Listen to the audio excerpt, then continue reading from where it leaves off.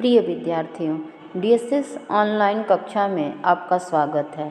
मैं आपकी हिंदी अध्यापिका सरिता सिंह एक बार फिर आप लोगों को हिंदी बसंत भाग 2 के पाठ 12 कंचा के बारे में बताऊंगी। कंचा, जिसके लेखक टी पद्मनाभन जी हैं। जैसा कि हम लोगों ने पिछले वीडियो में कंचा शीर्षक के लेखक टी पद्मनाभन जी के जीवन के बारे में जाना था और इस पाठ में उन्होंने हमें क्या बताया है उसके बारे में। आज हम इस पाठ को पढ़ेंगे और उसकी व्याख्या करेंगे। वह नीम के पेड़ों की घनी छाँव से होता हुआ सियार की कहानी का मज़ा लेता आ रहा था। हिलते डुलते उसका बस्ता दोनों तरफ झूमता खनकता था। स्लेट कभी छोटी शीशी से टकराती तो कभी पेंसिल से। यूं वे सब उस बस्ते के अंदर टकरा रहे थे, मगर वह न कुछ सुन रहा था और न कुछ देख रहा था। उसका पूरा ध्यान कहानी पर केंद्रित था। कैसी मज़ेदार कहानी, कौवे और सियार की। सियार कौवे से बोला, प्यारे कौवे, एक गाना गाओ ना, तुम्हारा गाना सुनने के लिए तरस रहा हूँ। कौवे ने गाने के लिए मुंह खोला तो रोटी का टुकड़ा जमीन पर गिर पड़ा। सियार उसे उठाकर 9-2-11 हो गया। प्रस्तुत पाठ में लेखक ने बच्चों का कंचों के प्रति रुझान और वे कंचों से किस प्रकार खेल खेलते हैं उसका वर्णन किया है। कंचे सभी बच्चों को प्यारे लगते हैं क्योंकि ये रंग बिरंगे होते हैं। इस पाठ में लेखक ने अप्पू लड़के के जीवन के बारे में बताया है, जिसे कंचों से बहुत लगाव रहता है। उसके जीवन में कंचों का महत्वपूर्ण स्थान रहता है। तो वो बताते हैं कि अप्पू नीम के पेड़ों की घनी छाँव से होता हुआ घर की ओर से स्कूल जा रहा था। उसका ध्यान केवल सियार की कहानी पर केंद्रित था। उसका बस्ता कंधे पर झूलता हुआ प्रतीत हो रहा था, झूले के समान। उसमें स्लेट, पेंसिल और जो छोटी शीशी थी वो आपस में टकराती रहती थी, लेकिन अप्पू का ध्यान उस पर नहीं जा रहा था कि उसके बैग में वह सामान कैसे होगा। उसे बस कौवे और सियार की कहानी के बारे में ही सोच रहा था। उसे ये लगा कि सियार कौवे से बोला, प्यारे कौवे, एक गाना गाओ ना, तुम्हारा गाना सुनने के लिए तरस रहा हूँ। क्योंकि कौवे ने एक रोटी का टुकड़ा अपने मुंह में दबाए हुआ था और सियार को वह रोटी का टुकड़ा चाहिए था। तो जब कौवे ने गाना गाने के लिए अपना मुंह खोला तो वह रोटी का टुकड़ा नीचे गिर गया और सियार वहाँ से 9-2-11 हो गया, अर्थात वहाँ से भाग गया। 9-2-11 हो गया का अर्थ क्या होता है बेटा? भाग जाना। उसके बाद सियार वहाँ से भाग गया। वह जोर से हंसा, बुद्धू कौवा। वह चलते चलते दुकान के सामने पहुंचा। वहां अलमारी में कांच के बड़े बड़े जार कतार में रखे थे। उनमें चॉकलेट, पिपरमेंट और बिस्कुट थे। उसकी नज़र उनमें किसी पर नहीं पड़ी। क्यों देखे, उसके पिताजी उसे ये चीज़ बराबर ला देते हैं। उसके बाद अप्पू कहता है कि बेचारा कौवा क्या हो गया? बुद्धू बन गया। और सियार क्या हुआ? रोटी लेके भाग गया। उसके बाद वह जोर से हंस पड़ता है। उसके बाद चलते चलते वह एक दुकान के सामने पहुंचता है और उसका ध्यान दुकान में रखे अलमारी के जारों पर पड़ता है, जिसमें चॉकलेट, पिपरमेंट और बिस्कुट से भरे हुए थे। लेकिन उस पर वह ध्यान नहीं देता है क्योंकि ये सब चीज़ें उसके पिताजी क्या करते हैं, उसे बराबर लाकर दे देते हैं, इसलिए उन सब चीज़ों पर वह ध्यान नहीं देता है।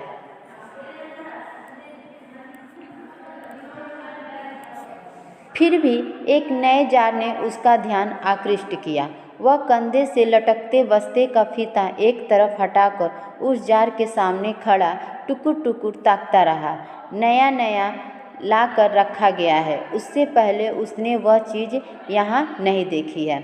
अचानक अप्पू का ध्यान एक जार पे पड़ता है जो उसे अपनी ओर आकर्षित करता है। तो यहाँ पे दिया है बेटा आकृष्ट यानी आकर्षित करना। तो अचानक उसका एक नए जार की तरफ वो अपनी तरफ उसे खींचता है। तो वो क्या करता है, जो उसके कंधे पर बस्ता का फीता होता है उसे हटाकर वह जार को वहीं देखने लगता है। उसे लगता है कि यह नया लाकर इस दुकानदार ने इस जार में इस नए वस्तु को रखा है, क्योंकि इससे पहले वह उस वस्तु को नहीं देखा था।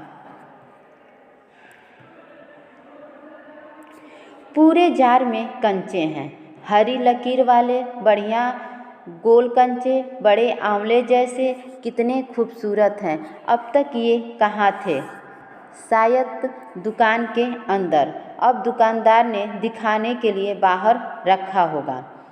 उसके देखते देखते जार बड़ा होने लगा, वह आसमान सा बड़ा हो गया।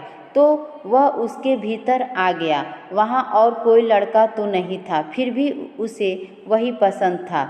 छोटी बहन के हमेशा के लिए चले जाने के बाद वह अकेले ही खेलता था।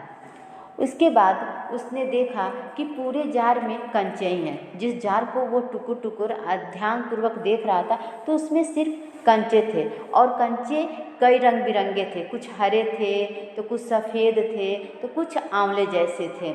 उसे कंचे क्या लगे थे, बहुत खूबसूरत लगने लगे। उसने सोचा कि शायद दुकानदार ने इसे अंदर रखा होगा और अब उसे बाहर निकाला है दिखाने के लिए। उसके बाद वह कंचों में समा जाता है, वो कल्पना में चला जाता है। वो जैसे लगता है कि उसे क्या होता है, कंचा एकदम बड़ा आसमान की तरह दिखने लगता है। जो कंचे छोटे छोटे होते हैं उसे अचानक क्या होते हैं, उसे बड़े दिखाई देने लगते हैं। उसके बाद उसको लगता है कि मेरे यहाँ, वह भी उसके भीतर आया, मतलब वो भी जार के अंदर चला जाता है। वो जिस जार में कंचा रखा रहता है वो इतना बड़ा हो जाता है कि अप्पू क्या होता है, उसकी कल्पना में समझ उसे लगता है कि कंचा उसके पास है और वह उस जार के अंदर है और वहाँ कोई और नहीं रहता है, सिर्फ वही रहता है। क्योंकि उसे कंचे क्या थे, बहुत पसंद थे। उसकी छोटी बहन जब उसे हमेशा के लिए, मतलब उसकी छोटी बहन का क्या होता है, निधन हो गया रहता है, देहांत हो रहता है, उसे छोड़ के चली जाती है। तब से वो क्या रहता था, अकेले ही खेलता रहता था। इसलिए वो कल्पना में समा जाता है कि मैं और सिर्फ क्या है, मेरे साथ कंचाई है। वह कंचे चारों तरफ बिखेरता मज़े में खेलता रहा। तभी एक आवाज़ आई, लड़के तू उस जार को नीचे गिरा देगा क्या? वह चौंक उठा।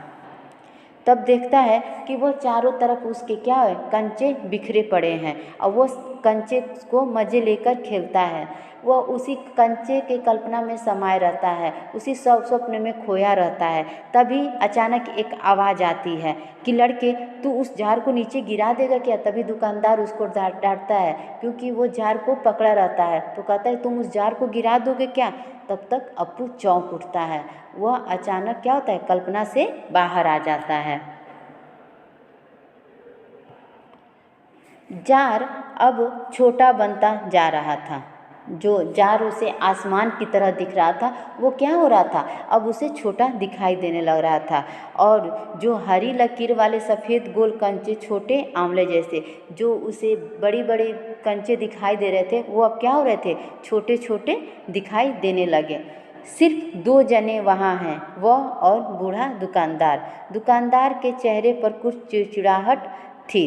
वहाँ पर दुकान पे बस 2 ही लोग थे, एक अप्पू और एक वह दुकानदार जो बूढ़ा था। दुकानदार के चेहरे पर कुछ चिड़चिड़ाहट थी, मतलब उसके अंदर क्या थी, गुस्सा था। मैंने कहा ना, जो चाहते हो वह मैं निकाल कर दूँ। वह उदास हो अलग खड़ा रहा। क्या कंचा चाहिए? दुकानदार ने जार का ढक्कन खोलना शुरू किया। उसने निषेध में सिर हिला दिया। उसके बाद जो दुकानदार था वो अप्पू से कहता है कि तुम्हें जो कंचा चाहिए वो मैं जार से निकाल के तुम्हें दे देता हूँ। और उसके बाद जो अप्पू है वह उदास होकर थोड़ी दूरी पर अलग खड़ा हो गया। उसके बाद दुकानदार कहता है कि तुम्हें कंचा चाहिए, और उसके बाद क्या करता है, कंचा जिस जार में रखा रहता है उसका ढक्कन खोलने लगता है। उसके बाद अप्पू जो होता है वह निषेध होकर, मतलब नहीं, निषेध मीन्स होता है बेटा नहीं, वह नहीं मतलब कि मुझे कंचा नहीं चाहिए, अपने सिर को हिला देता है कि नहीं मुझे कंचा नहीं चाहिए। तो फिर सवाल खूब रहा, क्या उसे कंचा चाहिए, क्या चाहिए, उसे खुद मालूम नहीं है। जो भी हो, उसने कंचे को छू कर देखा। जार को छूने पर कंचे का स्पर्श करने का एहसास हुआ। अगर वह चाहता तो कंचा ले सकता था। उसके बाद दुकानदार कहता है तो फिर तुम्हें क्या चाहिए। तब अप्पू कहता है सवाल भी खूब रहा, क्योंकि क्या उसे कंचा चाहिए, क्या चाहिए। अप्पू भी नहीं समझ पाता है कि मुझे कंचा चाहिए कि नहीं चाहिए। इसी सवालों के में वो खोए रहता है। उसे खुद भी मालूम नहीं रहता है कि उसे क्या चाहिए। जो भी हो, उसने कंचे को छू कर देखा। कहता है जो भी हो, उसने क्या किया, उस कंचे को छुआ और जार को छूने पर कंचे का स्पर्श करने का एहसास हुआ। उसने जब कंचा जिस जार में रखा हुआ था, जब उसने उस जार को छुआ तो उसे कंचे का एहसास हो गया, उसे अनुभव महसूस होने लगा। अगर वह चाहता तो क्या कर सकता था, कंचे को ले सकता था। लिया होता तो। स्कूल की घंटी सुनकर वह बस्ता थामे हुए दौड़ पड़ा। देर से पहुंचने वाले लड़कों को पीछे बैठना पड़ता है। उस दिन वही सबके बाद पहुंचा था, इसलिए वह चुपचाप पीछे की बेंच पर बैठ गया। उसके बाद वह सोच रहा है, लिया होता तो। अभी इन्हीं सवालों में वो जूझता रहता है, तभी उसे स्कूल की घंटी सुनाई देती है। तो वो बस्ते को पकड़कर दौड़कर स्कूल पहुंचता है। तो जब वो स्कूल दौड़कर पहुंचता है तो उस सबसे लेट पहुंचता है। और जब क्लास में जब बच्चे लेट पहुंचते हैं तो वो सबसे पीछे बैठते हैं। तो वही उस दिन अप्पू का था। अप्पू उस दिन क्लास में सबसे बाद में पहुंचा, अपनी कक्षा में सबसे बाद में पहुंचा, और सारे लड़के अपने कक्षा में बैठ चुके थे, और इसलिए अप्पू चुपचाप जाके पीछे वाले बेंच पर बैठ गया, किसी से कुछ बोला नहीं। सब अपनी अपनी जगह पर हैं। रामन अगली बेंच पर है, वह रोज़ समय पर आता है। तीसरी बेंच के आखिर में मलिका के बाद अम्मू बैठी है। जॉर्ज दिखाई नहीं पड़ता। लड़कों के बीच जॉर्ज ही सबसे अच्छा कंचे का खिलाड़ी है। कितना भी बड़ा लड़का उसके साथ खेले, जॉर्ज उसे मात खाएगा। हारने पर यूं ही विदा नहीं हो सकता। हारे हुए को अपनी बंद मुट्ठी जमीन पर रखनी होगी। तब जॉर्ज कंचा चलाकर बंद मुट्ठी के जोड़ों की हड्डी तोड़ेगा। जॉर्ज क्यों नहीं आया। कक्षा में सब अपनी अपनी जगह पर बैठे हुए थे। रामन जो उसके कक्षा का सहपाठी था, वो सबसे आगे बैठता था, क्योंकि वह हमेशा समय पर आता था। और तीसरे बेंच पर आखिरी में मलिका के बाद अम्मू बैठी है।